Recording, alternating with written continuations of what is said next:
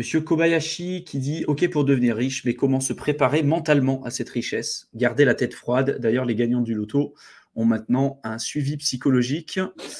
Et c'était le Libanais qui disait: pourquoi personne ne comprend que des bons projets rentables, intéressants à long terme, etc. Ça s'achète en gros d'une certaine manière, mais la psychologie financière, ça ne s'achète pas. Et je sais pas si tu veux rebondir peut-être un peu là-dessus, mais je suis d'accord. C'est pour ça que rechercher en fait uniquement l'événement, si tu n'as pas de compétences, tu n'as pas d'expertise, tu n'as aucun esprit critique, tu n'as rien du tout, et tu n'as pas de connaissances transversales, rien du tout, il y a de très fortes probabilités que tu reperdes en fait ton capital dans les prochaines années. C'est pour ça que rechercher l'événementiel, beaucoup de gens, c'est ce qu'ils comprennent, c'est ce qu'ils ont en tête et c'est ce qu'ils recherchent. Mais quand bien même ils arriveraient à tomber sur cet événementiel, il y a très peu de chances qu'ils arrivent à capitaliser dessus. Et je pense qu'après, se préparer à cette psychologie financière, bah, ça prend du temps. En fait, ça prend du temps, ça prend du cassage de gueule. Il y a des erreurs que tu vas faire. Et une fois que tu auras fait ces erreurs-là, bah, en fait, nous, c'est pareil, on a fait des erreurs. C'est de là, justement, d'où est venu un peu notre esprit de se dire, bah, on est un peu plus conservateur aussi sur certaines choses, on va voir les choses différemment et on apprend, en fait. C'est comme ça qu'on apprend. Et je ne suis pas convaincu que c'est un truc qu'on puisse acheter. En fait, pour moi, tu l'as forcément, tu es obligé de l'acquérir par l'expérience, ça, tu vois. Tu peux apprendre d'autres personnes, de te dire, OK, j'ai compris qu'il fallait me diversifier. Tiens, si je gagne de l'argent en crypto, je vais capitaliser, je vais extraire une performance du marché, je vais décider de l'investir en bourse, peu importe, sur d'autres cryptos, je vais essayer de me protéger comme ça, ou je vais pas faire les choses n'importe comment. Mais je pense que ça, pareil, ça prend du temps. Regardez le temps qu'il vous faut aujourd'hui pour assimiler une classe d'actifs comme la crypto. C'est quand même long, c'est difficile. Si après vous décidez de placer votre capital sur d'autres classes d'actifs, ça va demander aussi un temps nécessaire pour pouvoir vous acclimater à tout ça et faire les choses correctement, encore une fois. C'est des sujets que je développe sur Éternel étudiant, donc n'hésitez pas à jeter un coup d'œil. Moi, c'est des questions que je me suis posées aussi. Donc, franchement, jetez-y vraiment un coup d'œil. Mais moi, je suis intimement convaincu qu'il y a beaucoup de gens, en effet, qui ne sont pas prêts, surtout pour ceux qui recherchent uniquement l'événementiel, ils ne sont pas prêts psychologiquement à devenir riches. Parce que être prêt à déjà riche, pour moi, ça ne veut rien dire, mais à partir du moment où tu as atteint le capital qu'il te faut pour être life-changing, si tu ne sais pas le gérer, si déjà tu ne sais pas gérer un capital de 1 500 € par mois, je ne vois pas comment tu peux gérer un capital de 75 000 € par mois si tu l'investis sur les marchés financiers ou ce que tu veux. Voilà. Donc en fait, on en revient en base. Tu as des gens qui n'investissent pas en bourse, qui n'investissent pas en crypto parce qu'ils se disent 50 € par mois, ça ne sert à rien d'investir.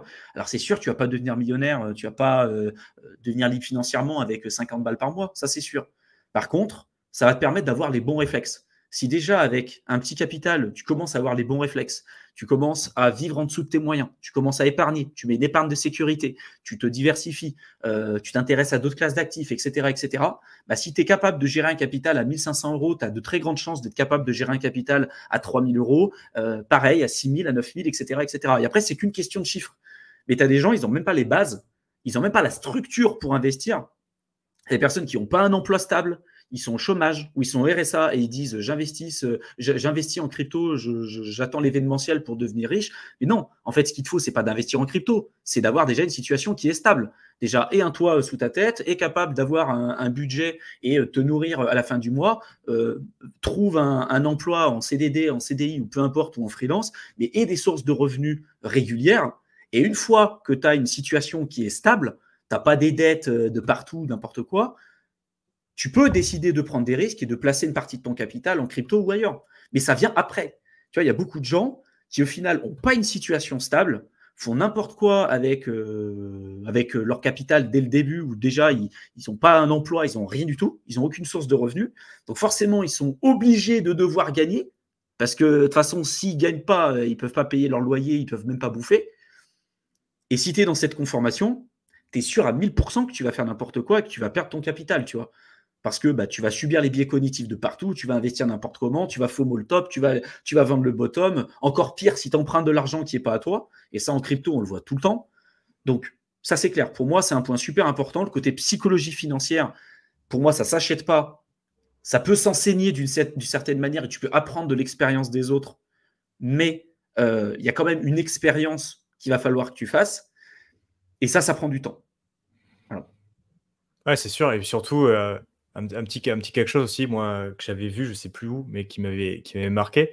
Au final, c'est réfléchir au niveau de la psychologie financière, où c'est qu'on a appris nos bases, parce qu'il y a beaucoup de personnes, malheureusement, il y a pas c'est pas quelque chose qui est très présent, surtout en France, du contenu, grand public et qui est appris, surtout au plus jeune âge, ou que voilà, quelque chose qui est assez répandu, l'éducation financière, comment gérer l'épargne, comment gérer sa dette, comment gérer, sans forcément parler d'investissement. Là, on parle juste voilà, gérer ses finances, ce qu'on a dit, hein, calculer combien on gagne, combien on dépense, combien on peut épargner.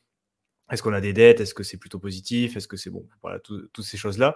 Au final, je pense qu'il y a beaucoup de gens, à moins que tu aies un capital socio-culturel qui te permet, en naissant dans une famille qui a déjà toutes ces connaissances-là, au final, la majorité des gens, je pense, on n'a pas les bons réflexes. Moi, c'est pareil, quand j'ai commencé au début, tu penses certaines choses, tu dis, ah ben c'est comme ça, voilà, la certitude, ça marche comme ça c'est pas possible, ça c'est comme ça et c'est pas possible. Alors qu'au final, tu prends tes informations des gens autour de toi qui sont pas du tout qualifiés pour parler de ça au final. La plupart des gens, ils ont entendu quelque chose, alors que ce soit sur une bribe d'information à la télé, ou Tata Monique, ou je sais pas, le collègue à la machine à café, et on prend ça pour argent comptant, on se dit, ah bah oui, l'argent c'est comme ça, les finances c'est comme ça. Et au final, tu te rends compte que la plupart des gens, ils sont pas du tout qualifiés, et on leur a jamais appris. On ne peut pas non plus leur jeter la pierre, mais si tu t'es jamais renseigné, t'es jamais été en contact, on t'a jamais appris, on t'a jamais mis des dents, on t'a jamais montré des choses différemment, et forcément, tu vas pas forcément avoir des connaissances là-dessus. C'est pour ça aussi qu'il y a tout cet aspect. On a l'impression que l'investissement, c'est facile, que la formation, c'est pas forcément nécessaire. Et on rabâche, mais parce qu'il y a vraiment tout cet aspect-là aussi. Au final, c'est comme dans tous les aspects de la vie. Si tu veux apprendre des choses, te former, comme l'a dit Thibaut, ça prend du temps, et c'est long. Et c'est pour ça, là, lire des bouquins aussi. Alors, par exemple, je suis en train de travailler sur d'autres projets, mais voilà, par exemple, celui-là, maîtriser les cycles du marché pour comprendre les Je l'ai cycles. lu, celui-là, il est comaque. Il est commun, mais tu vois, par exemple, sur les cycles du marché, ça parle pas du tout de crypto, mais tu vois, Ah, quand je mais travaille c'est des sur un compétences projet, transversales. tu vois, celui-là, pareil, Psychology of Money, tu vois, c'est des choses, parce que j'ai une pile de bouquins à côté pour un truc sur lequel je travaille, mais tu vois, ça s'achète pas. Bon, les bouquins, ils coûtent quand même assez cher, mais tu vois, tu t'exposes à des idées, et c'est pour ça, au final aussi, qu'on fait ces lives, parce qu'on répète parfois des éléments, mais il y a aussi des éléments nouveaux qui apparaissent à chaque fois, parce qu'on apprend toujours, et il y a des éléments vraiment, tu tapes un bouquin, bon, des fois ils sont beaucoup plus qualitatifs que d'autres, mais tu arrives à avoir une idée ou quelque chose que tu n'avais pas vu comme ça, et ça change en fait comment tu vois les choses, les possibilités. Et parce pour aller encore un peu plus loin, on dit toujours libre arbitre, on fera tout ça, mais comment tu veux concevoir quelque chose que tu n'es même pas capable d'imaginer que ça existe au final, tu vois. T'es même Il pas y a plein de conscient. gens, je pense, ils n'ont même pas conscience des possibilités de tout ça, et ils se ferment en disant non mais la crypto c'est de la merde, il n'y a pas moyen, parce que moi j'ai vu, c'est que du trading, c'est que des scams, c'est que machin. Et au final, tu n'as même pas conscience des possibilités de ce qui est possible de Ah faire. ouais.